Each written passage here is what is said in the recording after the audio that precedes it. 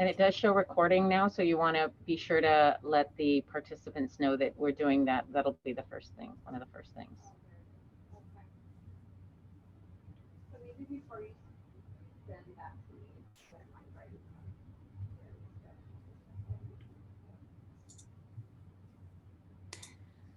All right, good afternoon and welcome everyone to Irrigation 101.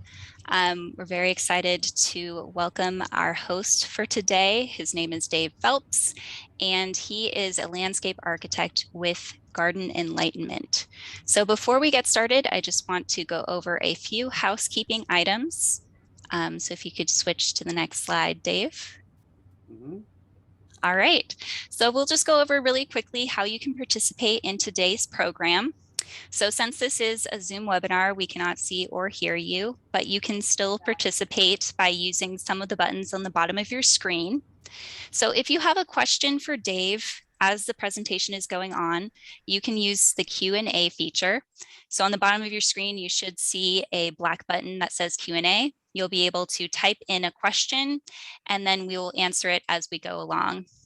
If it's an easy question, you might get a typed answer back right away. But if it's something that Dave is going to have to go into a lot more detail about, we might wait until the Q&A session at the very end of this presentation. Another way that you can participate in this webinar is by using the chat feature. So it's very similar. You just click on the chat button and then type in your question there. Chat button is really great if you have a question that is not necessarily for Dave, but something that you want everyone on this webinar to be able to participate in. For example, if you wanted to know where is a good place to buy mulch in Livermore, Dave might not be the best person to answer that since he doesn't live here, but we are expecting about 100 people to be on this webinar today. So most likely someone in this presentation will have some ideas for you. So just to sum it up, if you have a question for Dave, please use the Q&A feature. And if you have a question that you would like to ask everybody in this webinar, you can use the chat. And then finally, this webinar is going to be recorded. So don't worry about frantically taking notes during this presentation. It will be recorded and uploaded to YouTube, and I will send it out through email later on this week. Next slide.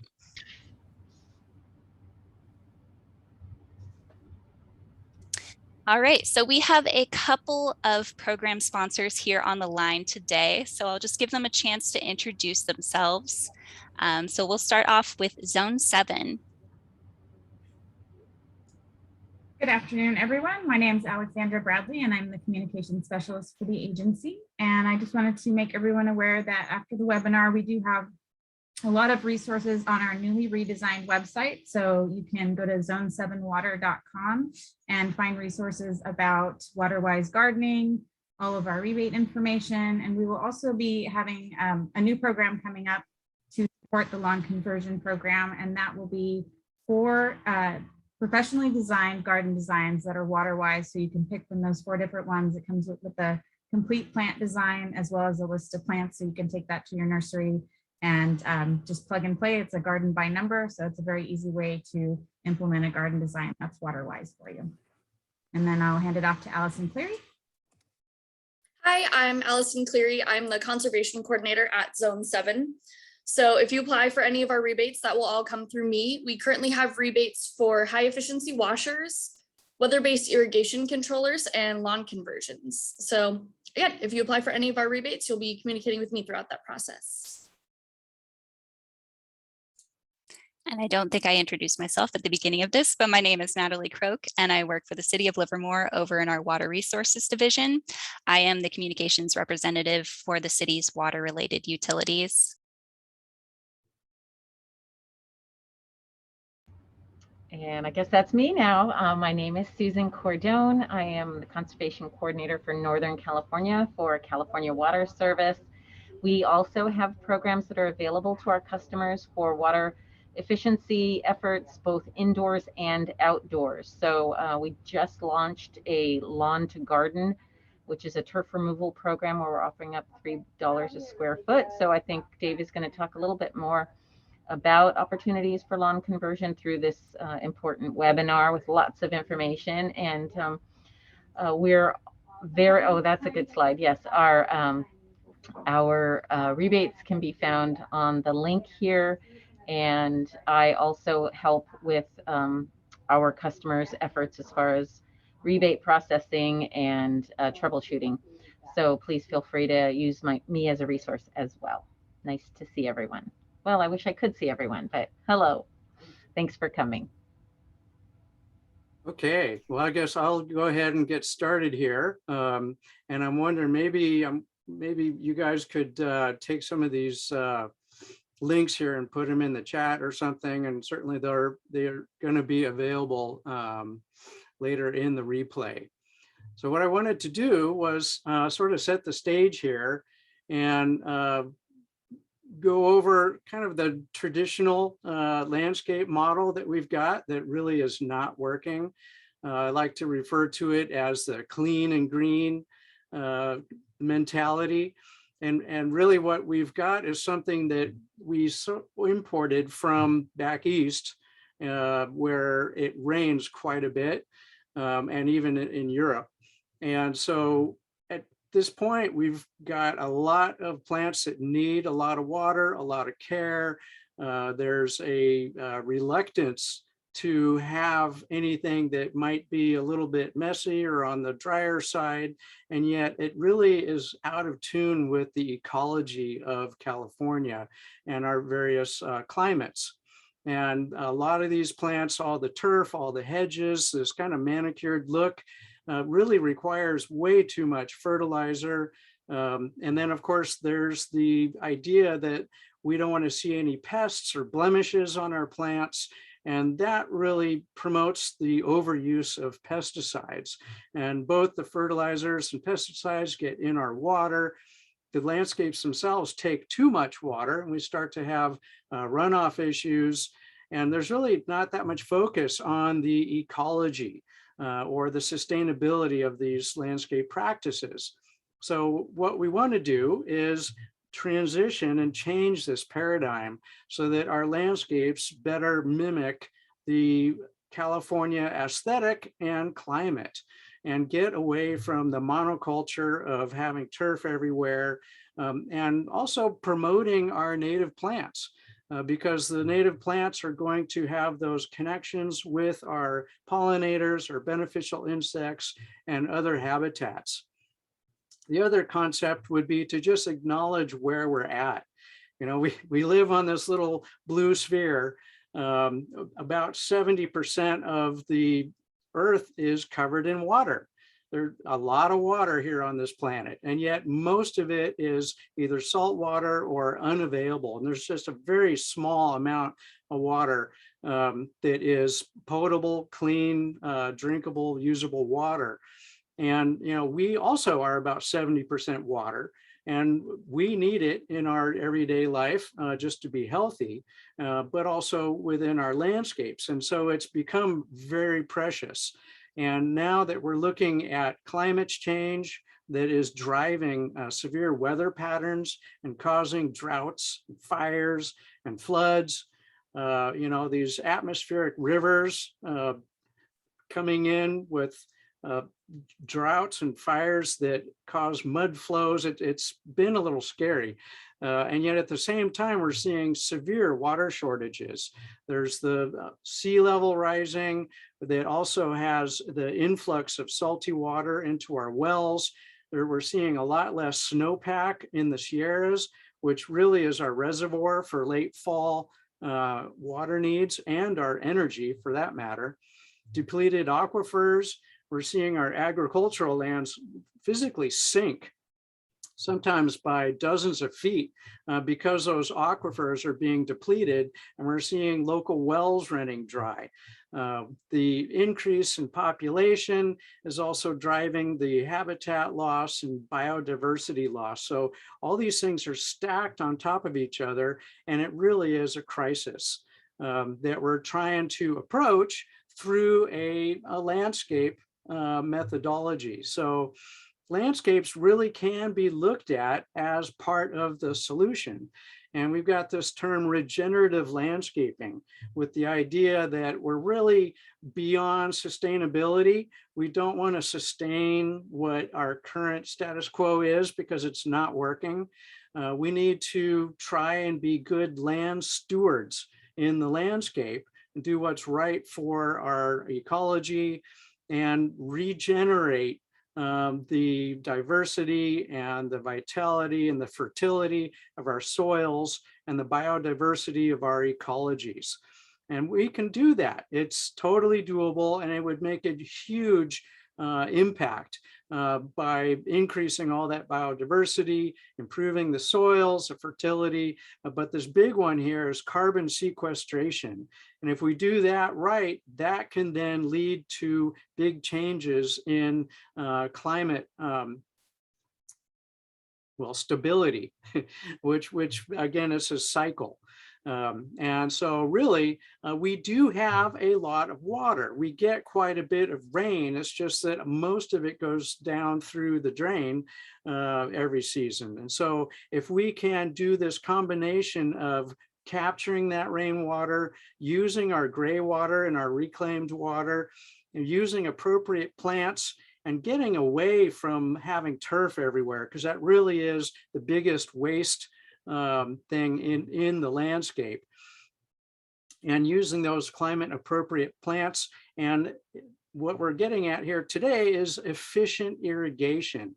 And irrigation has come a long ways in the last 10, 15, even the last 5 years in terms of efficiency and technology.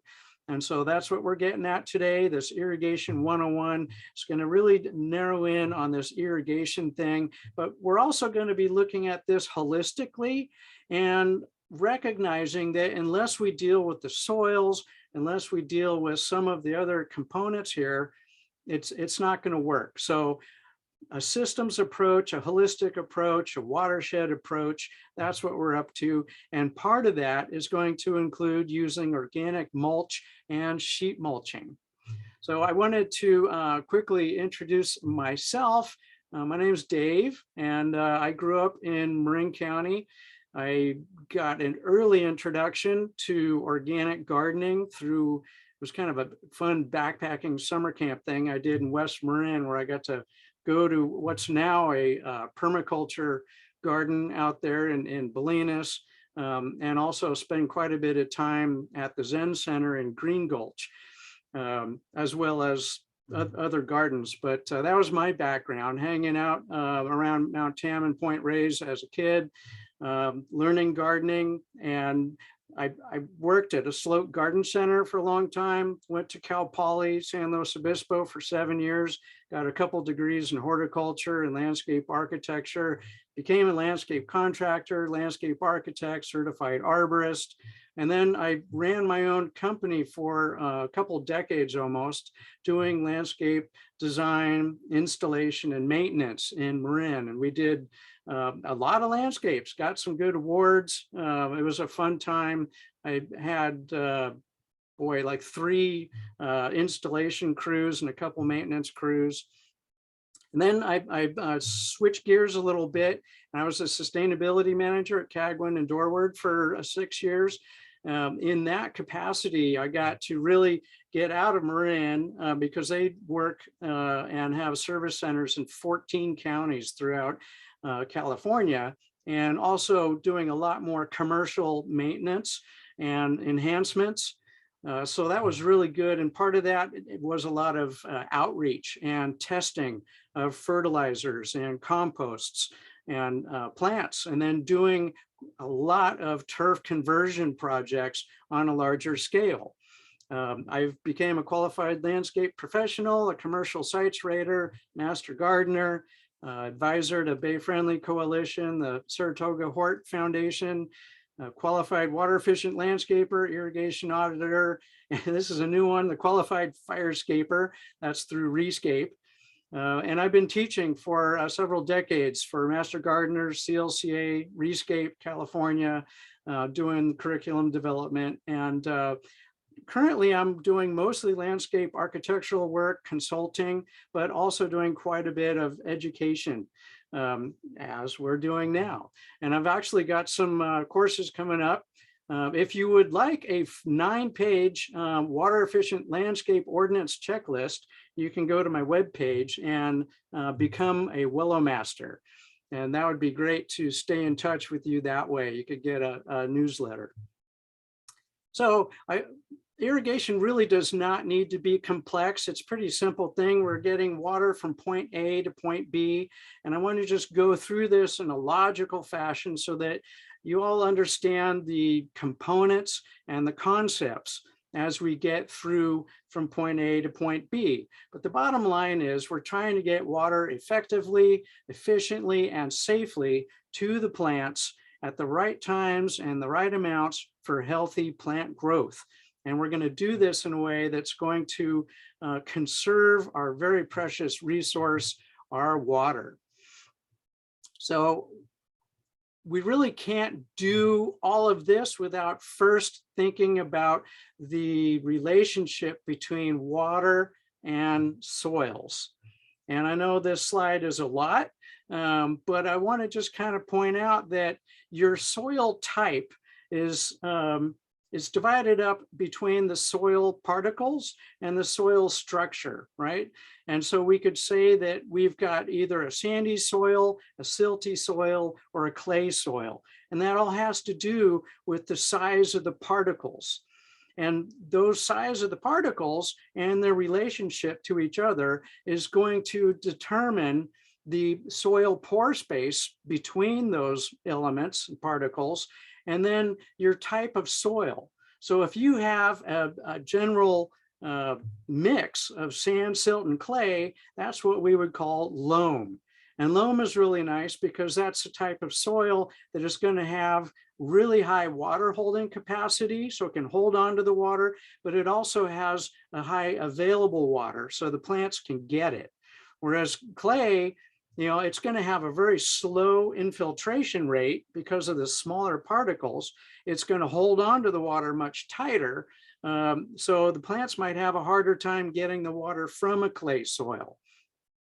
And of course, sand, it's going to drain really quickly. You know, you might think, well, why is this all important? Well, these infiltration rates, how fast the water goes into the soil, is going to determine, for instance, what type of nozzles you'd use, or in a drip system, how far apart your emitters are and how far apart your pipes are going to be. So looking at your infiltration rate, you can see that, you know, obviously clay has a very slow infiltration, sand fast, etc. Also the organic matter content. When you add organic matter to the sand, silt, and clay, as well as some soil ecology, you can start to get some aggregation. And that's really what we're after. If we can get the soil particles to aggregate, there's a really fun term called pedogenesis. That is going to greatly increase our soil pore space, which is then going to drive oxygen deeper into the root zone. It's going to allow the roots to go deeper. You're going to have more water and more not fertilizer, but more nutrition available to the plants. And then the O horizon. Soils are all layers, and we call those horizons. And we're all familiar with the A horizon, which is the topsoil, but on top of that should be the O horizon. And that is really our mulch layer. So if you look at a natural landscape, you're going to have the duff and the leaves and that sort of thing. We want to mimic biomimicry, right? That natural layer of duff by putting down some compost and some mulch. And then we want to also look at compaction. And I don't think people really appreciate the degree at which commercial sites are compacted. If you live in a development or an apartment complex or anything of that nature, that soil was compacted when that place was built. And it was compacted to such a degree that it, I mean, just scary. Some of these machines can compact, it's almost like concrete. And it's wonderful for foundations and holding lampposts, footings, and sidewalks and roads. but horrible, horrible, horrible for plants. And that's why a lot of times when you look at a landscape, you'll see the roots coming right up and growing on top of the soils, because the soil's been compacted to such a degree and it was never decompacted. So looking at decompaction and then adding that compost, adding that mulch, and getting our soils back from being a dirt to a living soil. So water efficiency, water conservation, I want to really hit home the concept that water conservation is a water resource. If we can save water in the landscape, that's more water that we can use for other uses. And I'll bring it up several times here, but right now, and it was brought up before, there are rebates available for turf conversion. So that's converting grass to climate appropriate plants, spray to drip, and a monoculture to a biodiverse, climate appropriate situation with mulch. There's rebates, then there's mandates. So there's rules. The model water efficient landscape ordinance is now been, since 2016, adopted into the Green Building Code. And so that is a very specific, set of legal requirements determining how land is irrigated. And then in addition to the state model, there is a local water efficient landscape ordinance in many jurisdictions. So it's important to understand whether where you live, there's the state models in place, or if there's a local WELO. What we don't want to do is get in this drought situation where people haven't really been doing these things and we hit water restrictions. This can get really bad, and we can have folks telling us, hey, you cannot water anymore, or you can only water on Tuesdays and Thursdays, or something of that nature. It would be better if we could all follow the state ordinance and have efficient irrigation systems in the first place, and not have to go into those more drastic scenarios. So just to get into the nitty-gritty here, a simple concept is that water comes from what we call the point of connection, and then it goes into a main line, which then there are valves or control valves. After the valves, we have lateral pipes, right? So there's the mainline pipe, the lateral pipes, and then we've got either drip systems or spray systems. So in this diagram, you can see we're going to have a point of connection here where there might be a hose bib. We're going to have, here's the meter. So the meter comes into a house. There's a shutoff, and then where there's a main line, a little section here, and we've got two control valves. One runs a drip line to a flush valve, and the other one has laterals going out into this turf zone where we have spray heads. That's your typical front yard landscaping. All right, so that's a big concept, and we're going to build on that. The other concept is hydrozones. So a hydrozone is an area of the landscape that has plants in it that has similar water needs. And there are also going to be areas that have similar sun exposure, slope, different plant type, or the similar plant types, such as shrubs or perennials or trees. It's very nice, and in some cases required to have trees on their own hydrozone or valve. So these hydrozones are going to be different valves in the landscape.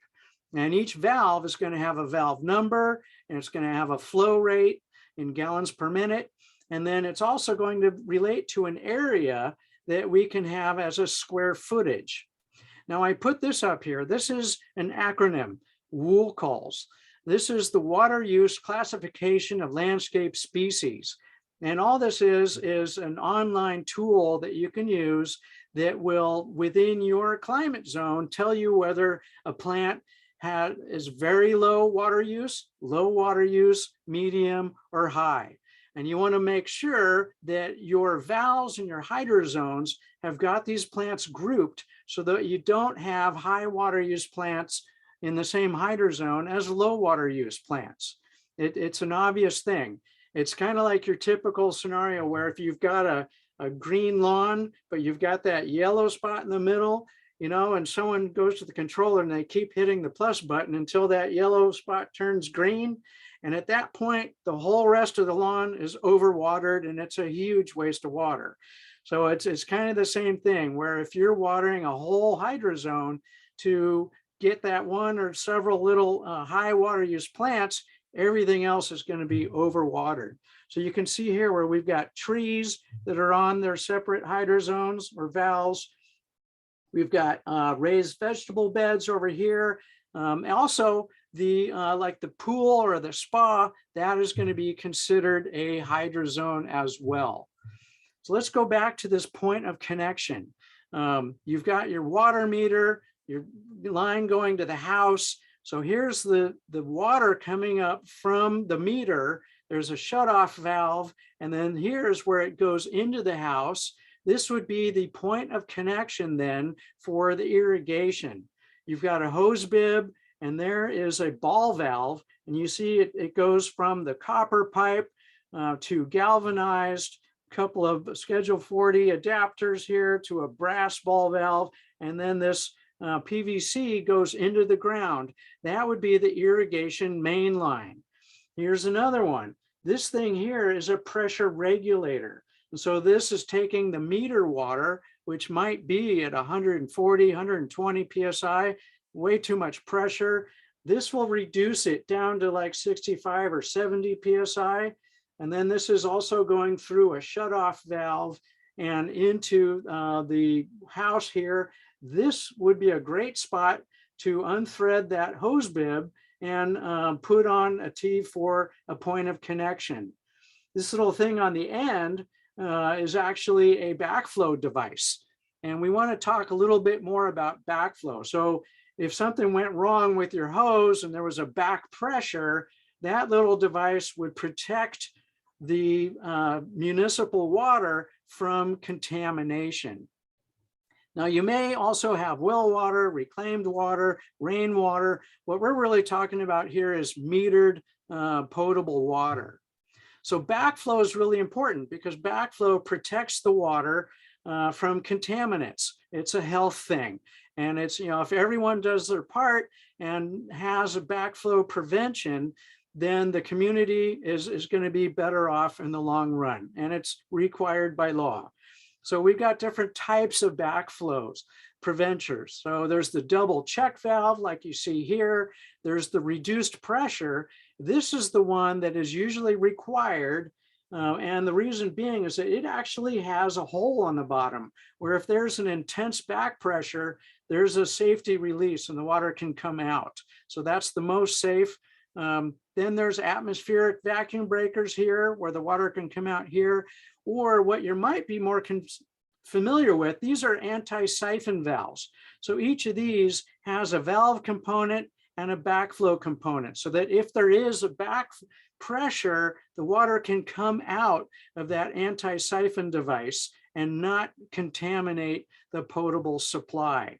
So when we look at these, we've got different components. And I want to try and explain how these things can work so that you have a better idea. But essentially, we've got the electric solenoid, the flow control, the bleed screw that you can open to turn that thing on. And then you could also turn it on this way, and the water is going to go that direction. And these are just your typical brands of that type of valve. So it's important, though, that these things are installed above grade. They really should be about a foot above grade. And so that's why you see these things out in the landscape and why those anti-siphon valves are all sticking up out of the ground. Now, the thing is, if you've got all these, you don't need one of those. But if you want to put your valves in the ground in a valve box, then you're going to need a different backflow device. So other things that we'll see on a main line would be a manual shutoff valve. So this is called a gate valve. Here's your pressure regulator. Now you may have a flow meter or a submeter, But there's a chance also, if your system is large enough and complex enough, you might also have what's called a master valve that would turn on when any of the control valves are turned on. And there might be another shutoff valve. I want to kind of go through this concept, and I've got another slide just to talk about the wiring of this. Other things that might be on a main line would be hose bibs. So if you've got a hose hookup here, and ideally this would be on a swing joint, you might have a quick coupler. These are usually in more commercial settings, and they're used to hook a hose on within the landscape in a valve box. These are in the landscape. This is an automatic fill valve, and they're used a lot for water features if you have a recirculating water feature. And then ideally, all these components on the main line would have unions. So these things can be unthreaded and the components can be easily replaced. So then we get into pipe. There are so many different kinds of pipe. The copper pipe is what you'd see mostly in homes, in the walls and going underneath the house. Galvanized pipe are going to be the steel galvanized is a coating of zinc on the outside so it doesn't rust. Brass is going to be much more expensive.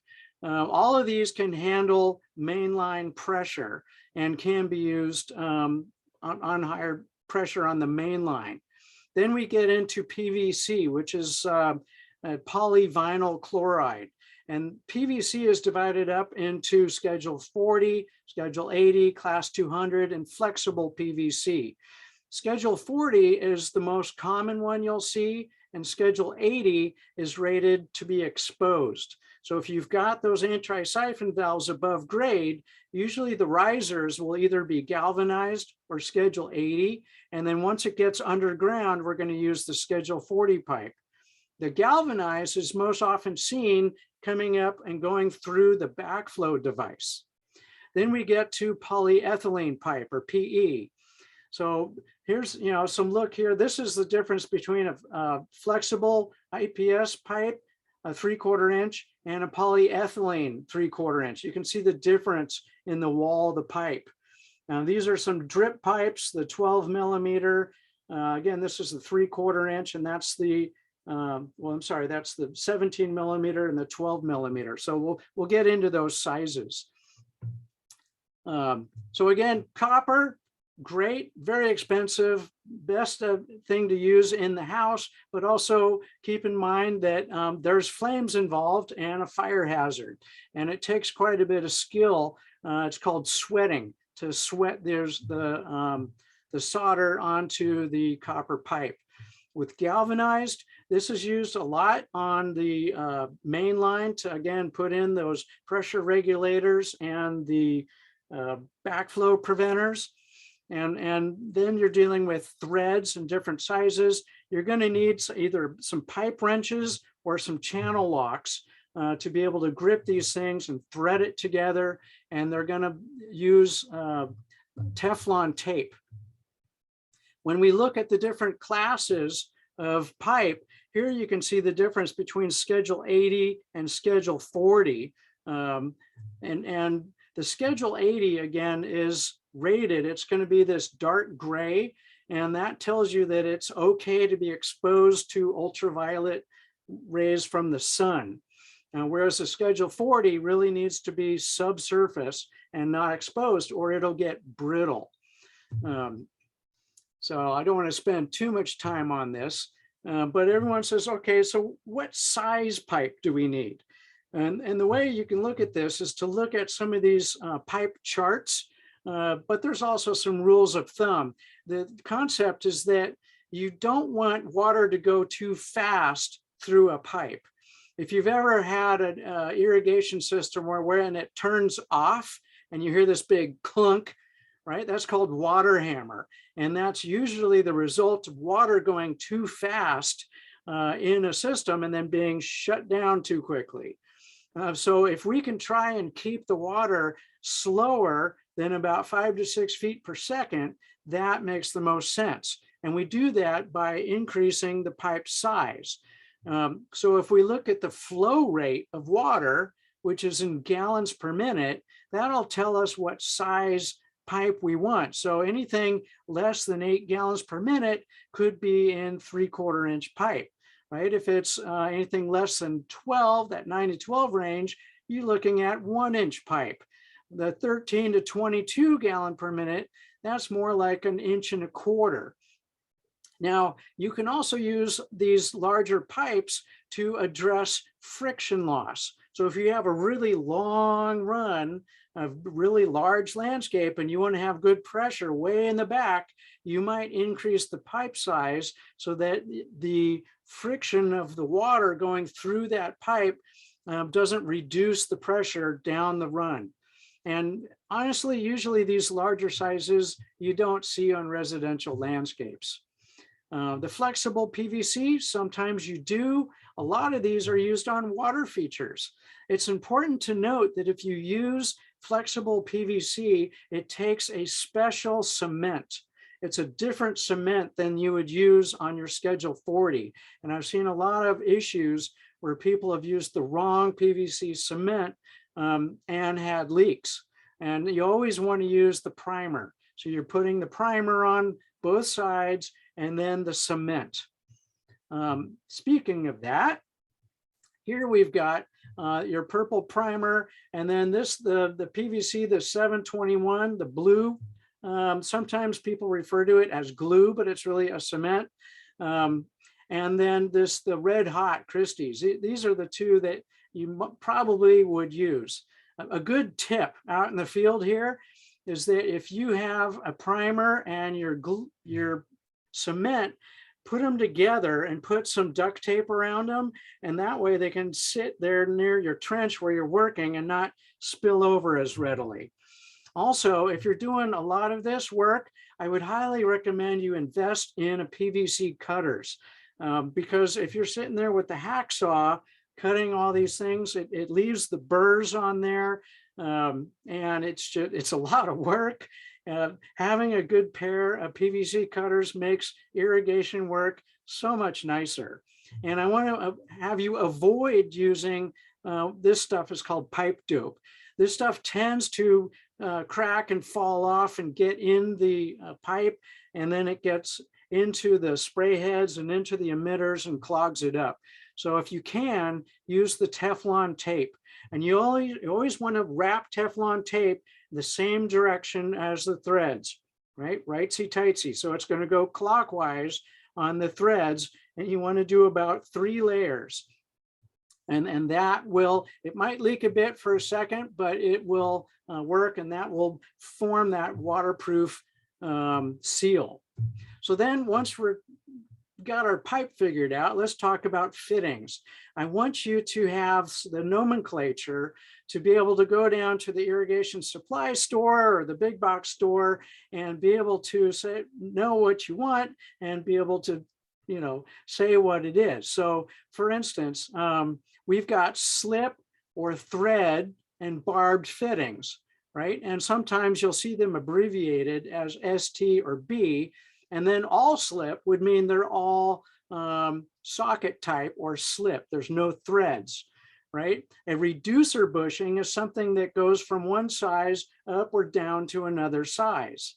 A coupling is going to be usually the same size. We would just connect straight through. And then we've got male and female adapters. A male adapter is going to have a threaded part and then a slip part, and a female is going to also have thread and slip, but it'll have the threads on the inside, right? Male threads on the outside, female threads on the inside. We've got 45s, 90s, and Ts. So for instance, this might be a 45-degree all slip 45. This might be a 1 inch, it might be a thread by slip 90. This would be say a 1 inch all slip T. This could be a 1 inch by 3/4 inch threaded reducer bushing. This is a plug, and this is a threaded cap. Threaded plug, threaded cap, street L, and then they're all in sizes: 1/2 inch, 3/4, 1 inch, 1 1/4 inches, and you probably won't have to get away with larger ones. So all those crosses, 4-ways and side outlets, don't use those. They're really not used in the irrigation trade. I do want to point out, this is very important. There is a big difference between pipe thread and hose thread. So if you've ever tried to put a regular pipe fitting onto a hose bib and it leaks, now you know why. It's different threads. So you're going to maybe have to do an adapter. And this can be convenient if you're adding hose bibs, if you're making your own hose bibs out in the field.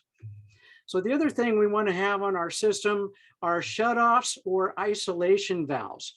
Legally, you're supposed to have a shutoff as close as possible to the point of connection so that if there's an earthquake, a disaster, or a big leak, you can go and shut off the whole system. And that's usually done with a gate valve.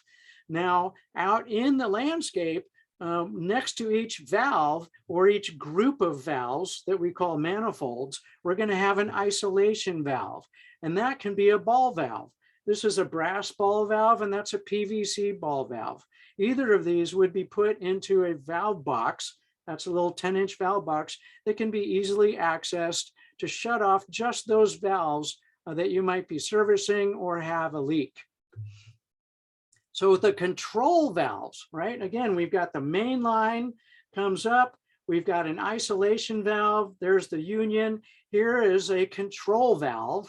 And then next to that, we've got a filter and a pressure regulator and a union. And you can see by this diagram, by using these two unions, you can then take this whole thing out and replace it easily without having to dig up the whole landscape.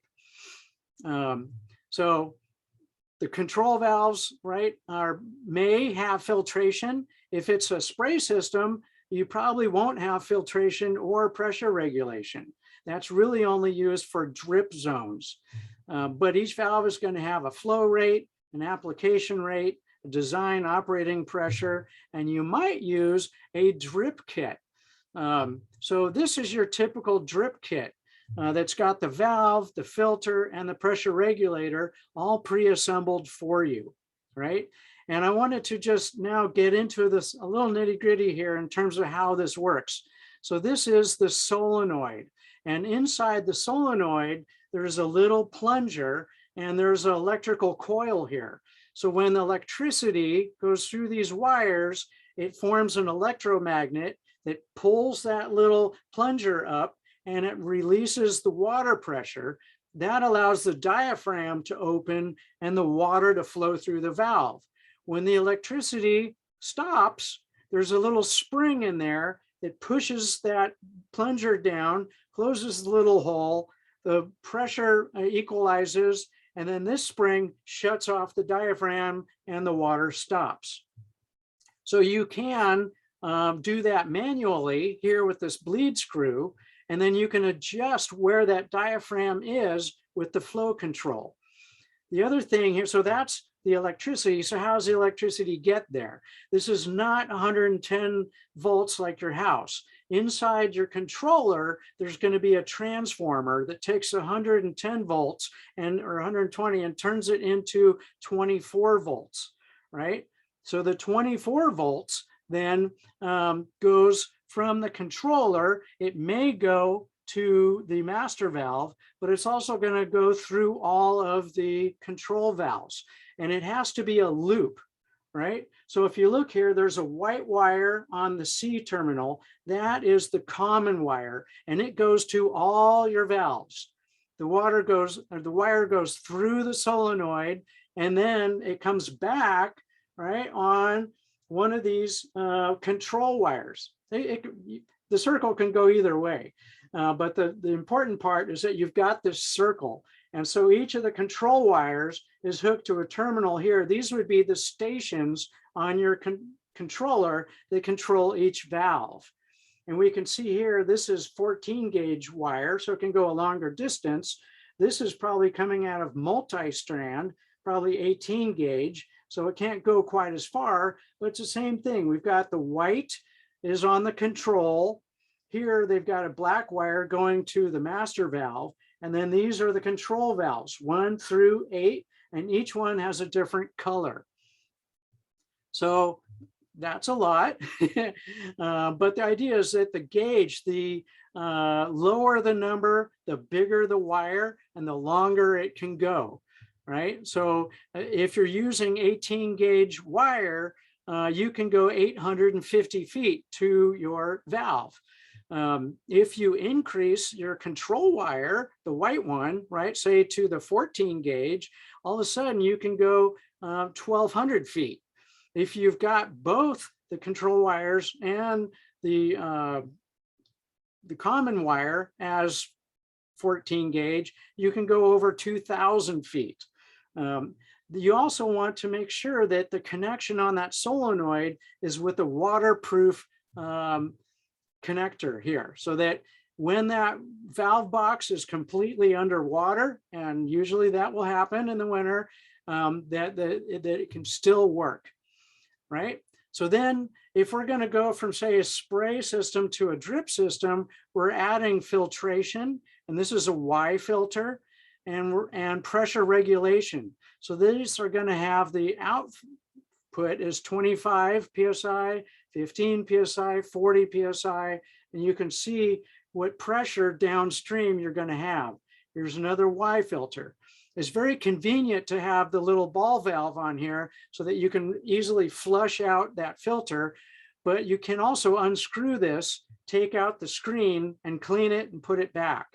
These are usually in a valve box. Okay, let's get into our polyethylene tubing, or poly tubing is what it's called in the trade. You can have blank tubing, it's just the regular tubing, or you can have what's called inline drip tubing.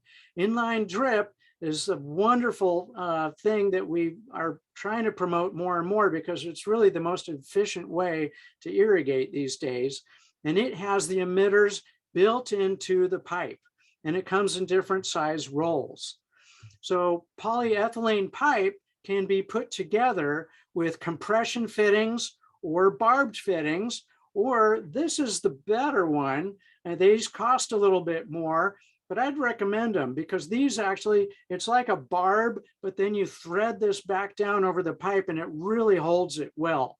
So what's nice about that is that if you've got pressure surges, if you've got a really hot environment, it just holds the pipe a lot better, and you have less issues with pipe popping out of these compression fittings or off of those barbs. So polyethylene comes in different sizes. You got to be careful, because notice how we've got that green and that blue. Different big box stores carry different sizes. And so the outside diameter of some of these compression fittings and related poly tubing are different. And if you're trying to use the blue with the green, you're going to have things popping apart, and it's going to be very frustrating. So try and pick a size and go with it. If I could make a recommendation, the more professional thing is usually the 17 millimeter. Now I got to bring up the 12 millimeter because that's a really cool poly tube that is good for vegetable gardens, and I'll show you that later. So these are some of the barbed fittings you can get for the 17 millimeter components, but you can also get these kind that will screw back onto the pipe and give you a little bit more stability there. So again, we've got T's, we've got 90s, we've got male adapters, female adapters, Y's. That would be the nomenclature.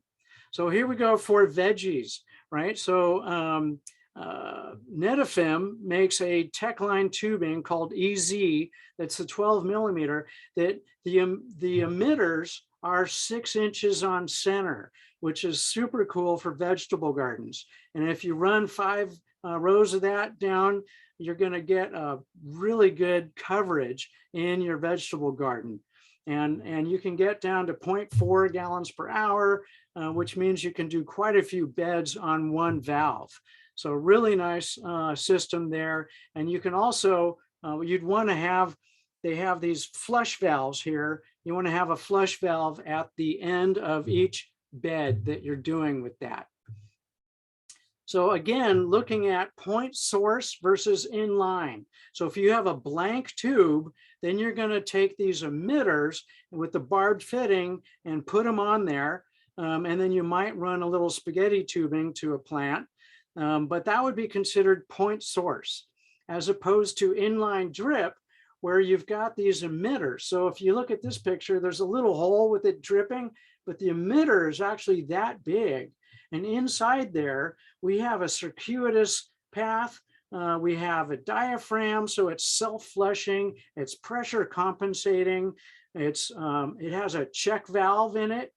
Actually, all of these emitters have check valves. What that means is that when the valve turns off and the pressure goes down, that check valve comes into place and it doesn't just drip.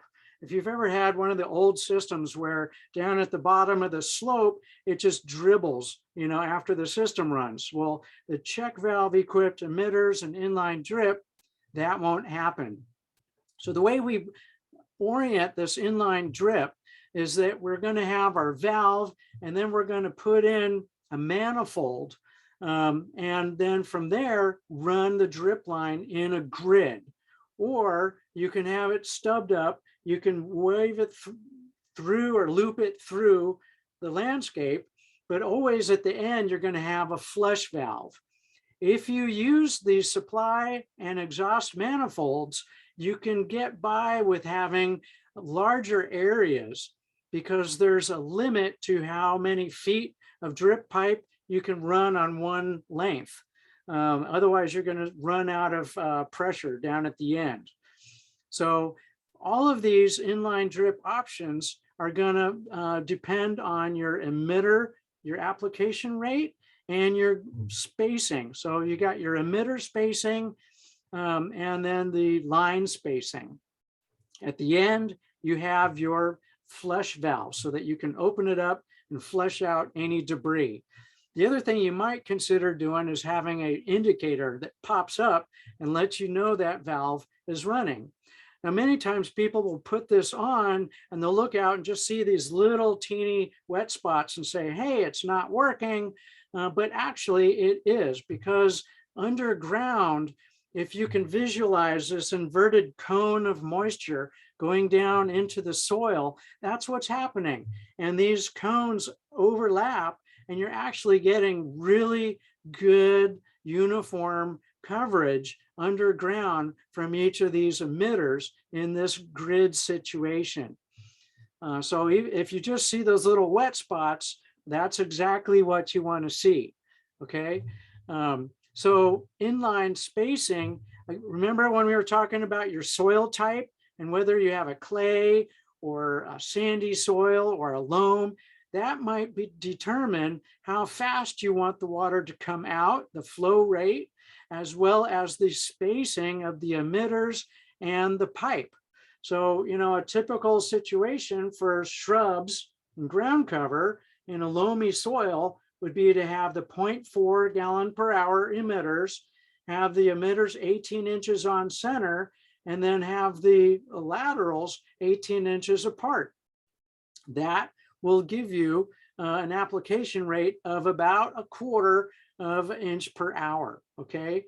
So that's really nice, and it's pretty slow. So it takes almost an hour to apply 1/4 inch of water. So if you're going from an old system to one of these really efficient watering systems, you're going to need to put more time on the controller because the application rate is going to be much slower. So here's some a thing that I like that makes the header pipe easier to install. It used to be that you'd have this Schedule 40 header and you've got these T's and adapters, and it takes hours to put this together, and you're covered with PVC primer and cement, and it's a mess. Well, Rainbird came out with this great pipe here that's available in both 3/4 inch and 1 inch that you can just lay out, and it's got already these little adapters. You just put the pipe right on.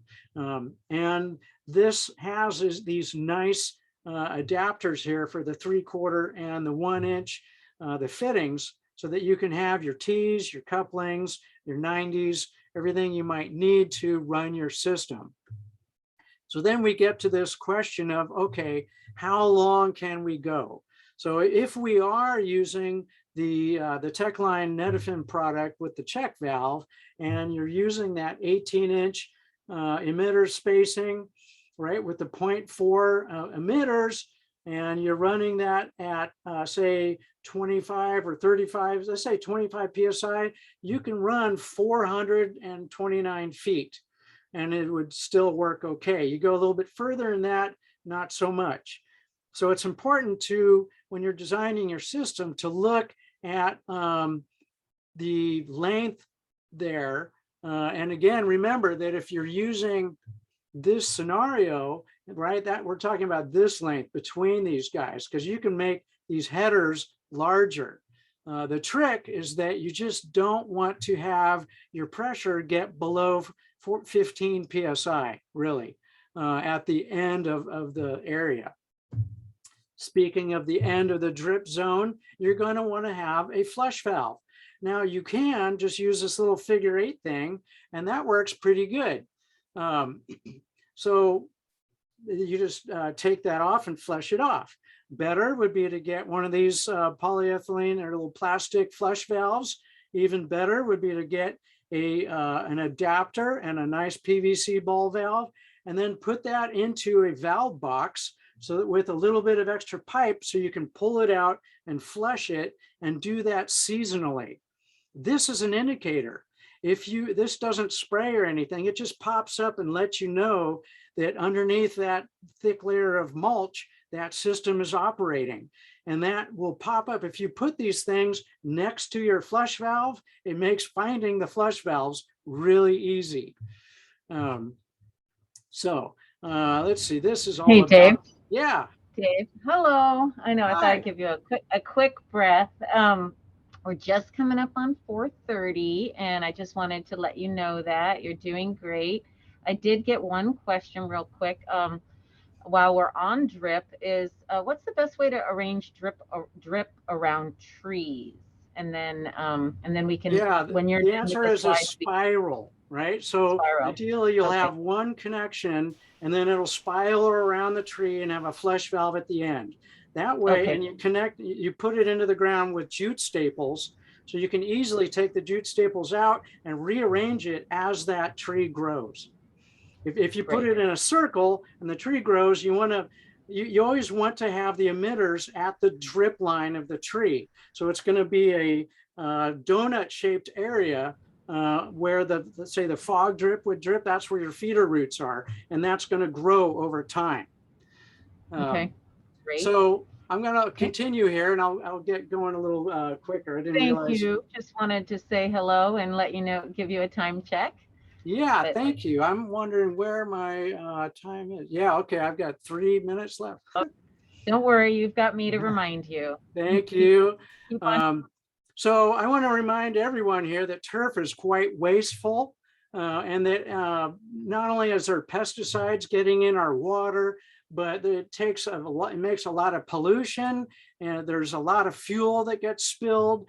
And there's what we call urban drool, where it just goes down the drain.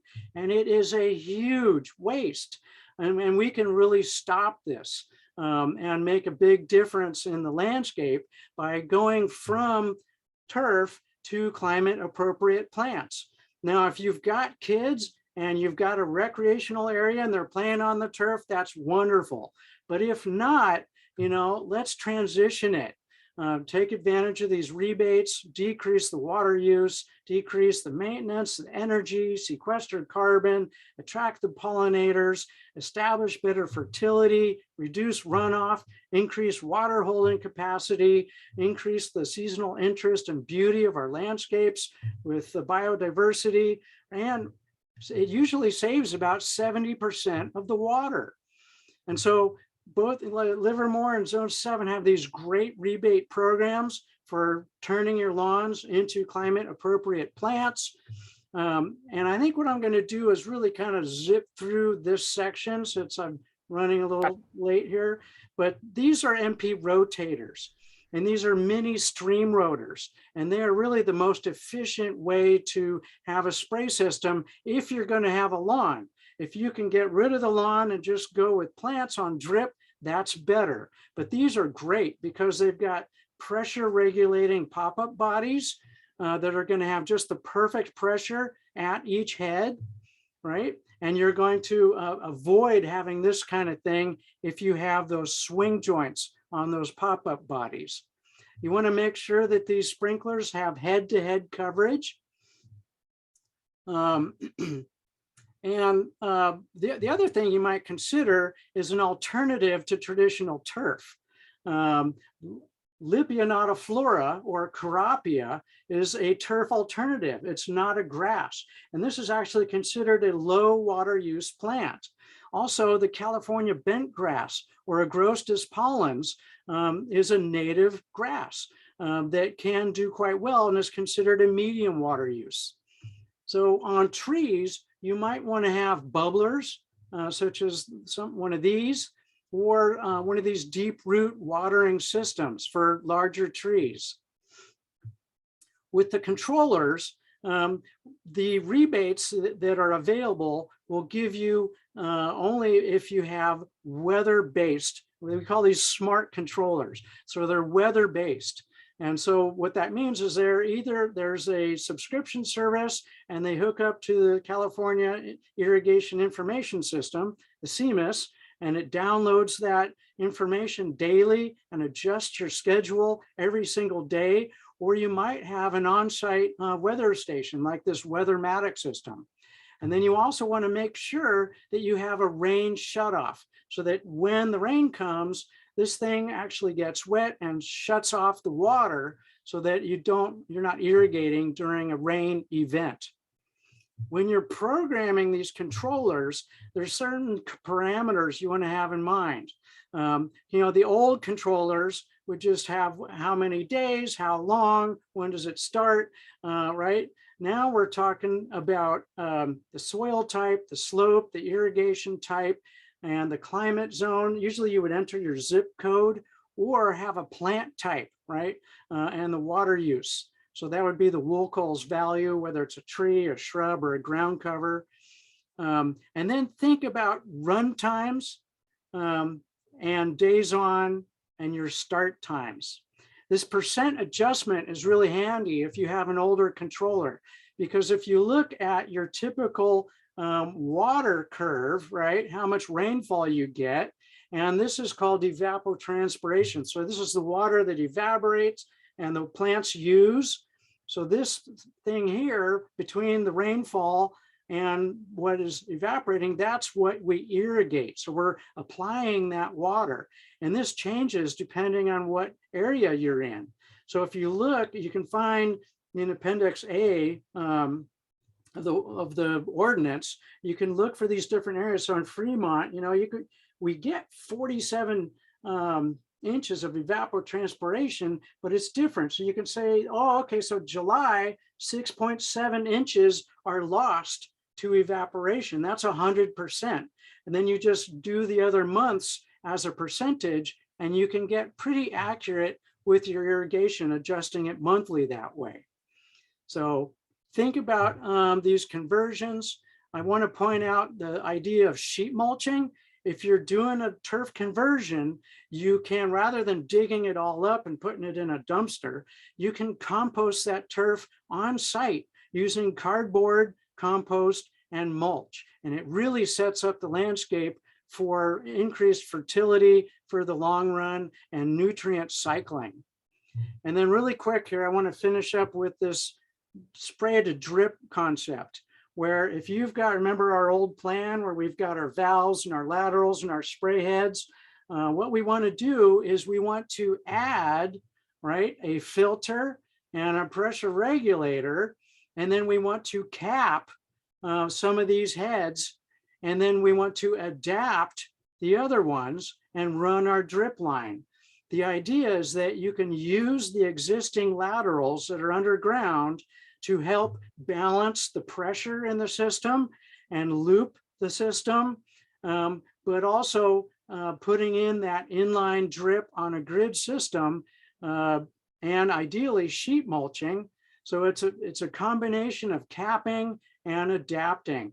And you want to always adapt at the closest head to your valve and the one that's furthest away. That way you've got a better loop and you'll keep that the pressure more uniform. So I know we want to get into question and answers, but I wanted to just talk, a little bit. The idea of creating rain gardens and interrupting those downspouts, turning your drainage system into an infiltration system. Consider using permeable paving options, where they're permeable asphalt, porous pavers, that sort of thing. And then there are so many resources on plants, but the Tri-Valley Waterwise helpful plant lists are super informative, as is Woolcole's, CalFlora, CalScape, the Stop Waste Bay Friendly Plants list, the UC Arboretum All-Stars, Sunset Western Garden Collection, a bunch of nurseries like Devil Mountain, Monrovia, Las Politas, and my favorite is San Marcos. Well, Devil Mountain is up there too, but books, go to your local master gardeners. Here's the link here to that. Hey, Dave. Yeah, If you go back. No, I'm just kind of grabbing a second to ask, because one of our participants wanted to know about the Carapia. Oh, okay. And where they could find these.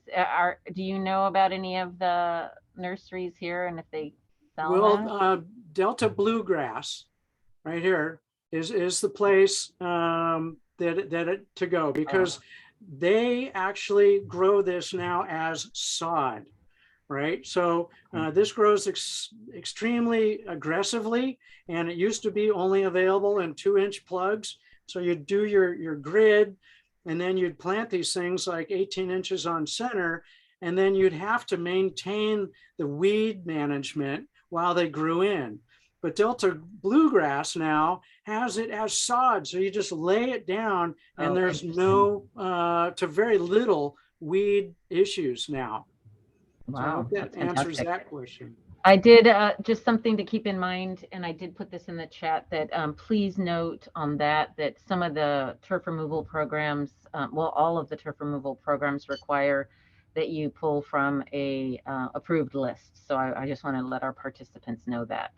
Right. Just in case. So that approved list, really, I mean, it has to be low or very low on the Woolcole's list. So you can go to Woolcole's and you can type in your city, and then down here, click on low or very low and search plants.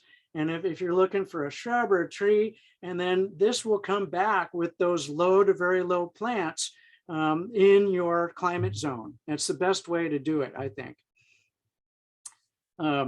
And with maintenance, and I think we'll wrap up here, seasonally, right? Every time you turn on your system, you want to check your filters, flush your flush valves, check your controller, make sure all the valves operate from the controller. And then ideally, you'd be every month going out to your meter or sub-meter and taking a meter read so that you can manage your water use. And then always fine tune the controller, because these things, once you get them dialed in, even a smart controller is going to need a little bit of adjustments. And I wanted to kind of end with this great resource here, the Qualified Water Efficient Landscaper reference manual. Is a great resource to get into the more nuts and bolts that we don't have time in this presentation for. Also of probably some interest to folks would be on the California Department of Water Resources page. To get into the Model Water Efficient Landscape Ordinance, you can download the guidebook and see all these wonderful practices that are actually part of the building code, but are going to save a lot of water and help us not go into these more rationed scenarios. So I want to thank everyone, and let's do some more questions. All right. Let's see. Right now, actually, we've been answering a few questions, and let me see if hopefully I answered them right. One of my sprinkler zones has a slow amount of water coming out when the program is not on. I've checked the valve and the diaphragm, and all seems well. What else should I be checking? Right now, I need to turn off the water to avoid wasting water. Yeah, And so, well, you checked what I would have checked, which is the diaphragm. I must say that sometimes that the diaphragms can have issues that are not visible. So it could be something where there's a small seal thing or something that you don't notice. So what you might want to do is actually go and get a rebuild kit from your local irrigation supplier. If you've already gone to the trouble of opening up the valve and taken out and checked the diaphragm, putting in a new one at that point is pretty straightforward, and it will probably solve your problem, because that's really either that, or it could be that the bleed screw isn't tightened on enough, or the solenoid isn't screwed on. I know sometimes I've seen it where if the control wires, sometimes there's a mess of wires there at the solenoid. And if someone is using the solenoid to open up the valve and the control wire gets underneath it and they turn it down, that can mess up those threads, or not, where the solenoid won't screw on completely, and you'll get a little bit of leak in there. And that could also have it not shut down. But that usually is not a dribble. It's usually the thing turns on. So again, it's probably has to do with the diaphragm, and you might as well swap it out. I just realized now that there was kind of a conversation going on about this with a few people offering up. Can you see the Q&A by chance, Dave?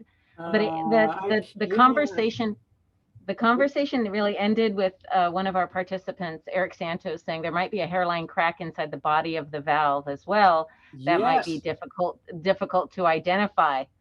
So yeah, that's pretty common. If people are, especially if you're using galvanized pipe with a little too much, one or two extra wraps of Teflon, and crank it in on there with a big pipe wrench, and I could see a crack there, but it usually leaks there at the thing. So let's see. Yeah, I'm looking at the Q&A here. Okay. Well, we had a question about rainwater capture, and then Natalie mentioned that we are hosting a webinar, and it's this Thursday. So there's also an opportunity to register that webinar this Thursday. And then they have a video online for the City of Livermore has a video online for gray water capture systems. Right. So but it's pretty limited. I mean, rainwater, your easiest thing would be to redirect one of your downspouts. So think about, your roof as your watershed. And rule of thumb is that for every 100 square feet of roof you've got, and every inch you get, you're going to get roughly 700 gallons of water. It's a lot of water, more water than you can possibly store. So the limiting factor usually is your storage tank, how big a tank you're going to put and where that's going to go.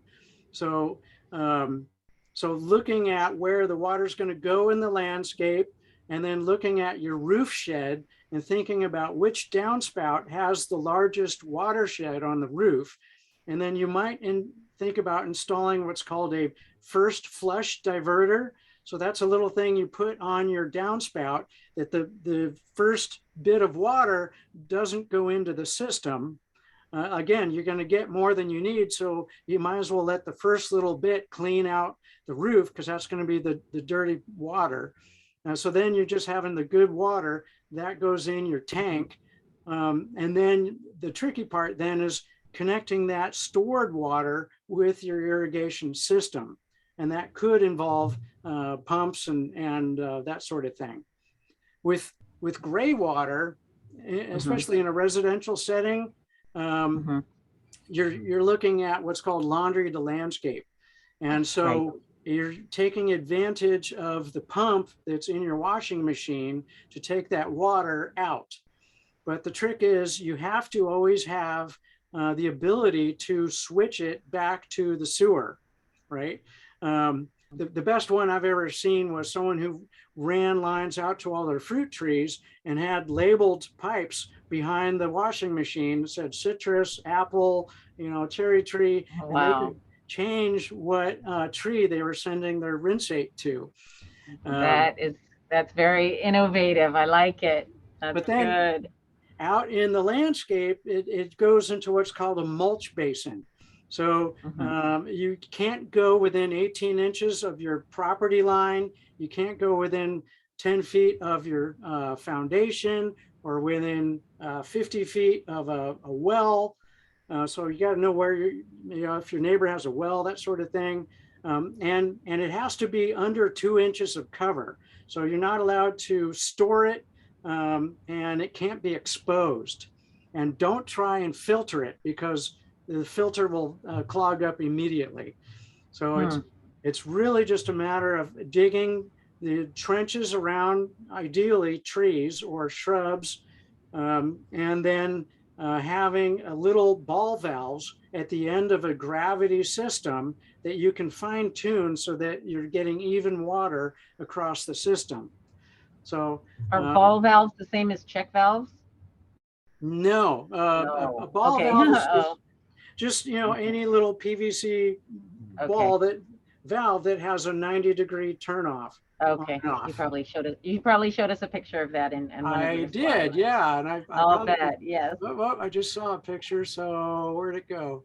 I'm not seeing any more questions. So that's while a he's ball showing. valve. Okay, that's what I was thinking. Okay, And then very if good. you had one of those in here, and they were all about the same elevation, even if it's off a little bit, you could adjust those so that the water went into, you didn't have all the water going into one and none in another. Okay. Yeah, and then you get into what's called a branch drain system. And for that, you need a plumber and a permit.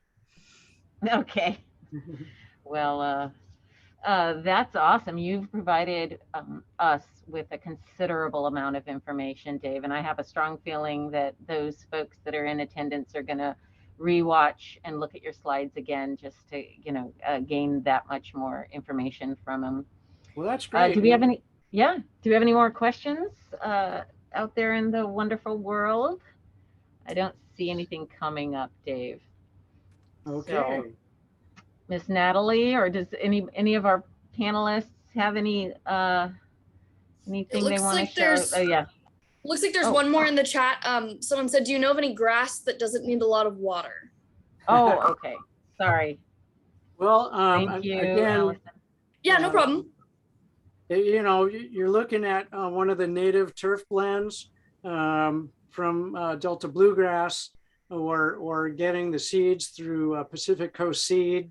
Although I would highly recommend doing the sod so that you don't have the weed issues. One of the challenge, Dave, that Delta Bluegrass, I believe one of the participants said that it's wholesale only. So if our audience is residential, they would have to work through a landscape. I think that was Devil Mountain. Oh yeah, Devil Mountain is wholesale only. That's true. Oh, okay. Yes, yeah. So that maybe that was it. Okay. That makes sense. Thank you. The other thing, and not to just stick with just them, but they do have Bolero, which is a fescue, and Bolero Plus, which is a fescue and a bluegrass blend, is considered, it's slower growing, and it does use less water than your traditional grass blend. But you're still probably not going to get, if you're trying to do your calculations and get credit for low water use, that may or may not do the trick for you. There's also what's called bonsai. And bonsai is a brand of turf that, again, is a slower growing, lower height fescue. So it's still a fescue, and it still uses quite a bit of water, but it's less than your traditional fescue. Okay. Well, we're hoping Yeah. people take a little bit more turf out and not plant it. But I do have one more question, Dave, and Jerry's asking if there's a little more time, could you recap the weather-based controllers? Oh, So yeah. kind of go over that. I think that's on folks' mind as well. Okay, and A while I little bit of go and look for that slide, so what you want to do, but just to not to get off the turf issue, you might, if it's not going to be played on, if you're just looking, it's an aesthetic thing, you might consider a sedge. The Carex panza and Carex praegracilis are two different sedges that are used as a turf replacement, and they're considered medium water use. They're very beautiful. The Carex panza is the California dune grass. So this is a native sedge, and usually I think John Greenlee selected the seeds from this down from Silomar near the coast. So this is a grass that grows in the sand, dry summers, without irrigation, and it does okay. So I wanted to bring up that as an option. And then looking at these controllers here, the trick is getting one that either has the on-site weather station that will monitor this, and what you do at the onset is you set your zip code in there, and it has a little chip, and it knows your historically averaged evapotranspiration curve, and then it adjusts that with on-site conditions and reprograms the controller every day, right? As opposed to some of these others that are a subscription service. So if you were to look up CMIS, the California Irrigation Information Management Service, they have a very efficient, fancy, high-tech weather stations all over the state. And they monitor every single hour, wind speed, relative humidity, everything. And they then, and you can go on and see where your local CMIS weather station is. And then that information gets downloaded daily to these controllers that then adjust it. So the different ways, whether you're going to have an on-site or off the CMIS system. But then again, the parameters is that you're putting in the zip code, you're going to put in your plant type. The water use is going to be the Woolcall's value. So that's either low, very low, medium, high. Soil type is going to be clay, sandy, loam. Slope is going to be as a percent. Irrigation type is going to be drip or spray or rotor or bubbler usually. And application rate is going to be inches per hour. So if you would get that from the manufacturer of the spray nozzle or the inline drip product to tell you how many inches per hour the irrigation is putting down. And then the controller then takes all of this information, figures out how much water it has to replace that isn't being supplied by the rain, but is being evaporated or transpired through the plants in that climate zone at that water use, and reprograms that controller every single day. So the difference between these types of controllers and your traditional one that's watering Monday, Wednesday, Friday, for 10 minutes is astronomical. And it can save a lot of water right off the bat. The typical old programming is that when things start getting dry in the spring, so I got to turn on the irrigation, and they go and they hit the on switch, and it was set to the peak of last year, like last July or August, and so right away you're overwatering unless you change something. And then usually around, Halloween or later, when you look outside and it's raining and the irrigation's going, it's like, oh my gosh, we got to turn off the controller. So then again, in the fall, as your day length decreases, the evapotranspiration goes down a lot. And so there's that fall chunk of water is a huge waste. So these smart controllers really make a giant difference. Yep, good. Thank you so much for going into a little more depth on that. And we are getting close to the end of this time, which flew by, Dave. You're so knowledgeable. Well, I thanks. just want to, yeah, no, really, and you have a passion that definitely comes through in your presentation. So we can tell that you like landscaping and irrigation. So that's a good thing. Yeah. Well, I just want to remind oh, sorry, go ahead. I was just going to say, feel free to email me if you think of another email or a question later that wasn't addressed too. Sounds good. Okay, that's awesome of you. And Natalie will be sending out, as she mentioned in the beginning, this presentation, and it'll have, of course, well, there's your email right there, Dave, at gardenenlightenment.com. So that's pretty easy. I'm wondering if I should put back the rebate links at the beginning here, just to make well, sure. I did want to share, yeah, that'd be awesome. I did want to share with everybody that those folks that are with Cal Water can apply for the Cal Water rebates, and the participants that are served by the City of Livermore can certainly apply for rebates through the City of Livermore. And then Zone 7, of course, has program offerings as well. And we all, all of us, our main goal is to help our customers save water.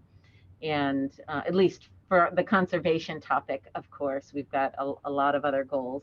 But the main one and the purpose of bringing this sort of information to our customers is to help our customers make good decisions about water saving opportunities and guide them as much as we can. And we certainly would like folks to understand and know that we have rebates available for some of the things that we've talked about today. So I really appreciate it. Go ahead, Dave. Yeah, if I could add something to that. And I know, just as with you guys or any other agency, these rebates have applications involved, and you want to make sure that you apply for this before you start your project.